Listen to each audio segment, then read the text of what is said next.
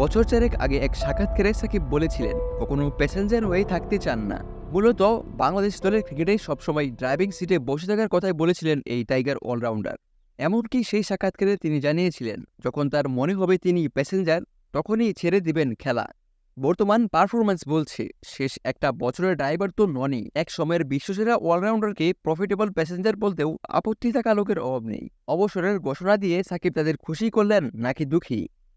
কাশ্মীরের এক বাড়িতে সাকিবের ছবি ঝুলে ওয়েস্ট ইন্ডিজের দমনিকাই ভালোবেসে এক ভক্ত ছেলের নামই রেখেছেন সাকিব।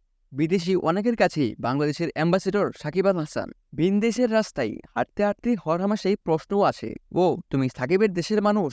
দেশের কেউ যখনই চূড়ায় উঠে বা উঠতে চাই, বিশেষ করে ক্রিকেটে দেখা যায় আগে থেকেই সাকিব সেখানে উঠে বসেছেন। মাগুরার মতো ছোট্ট স্বল্পোন্নত একটা জায়গা থেকেও দুনিয়া জুড়ে নাম করা যায় তা সাকিবই শিখিয়েছেন।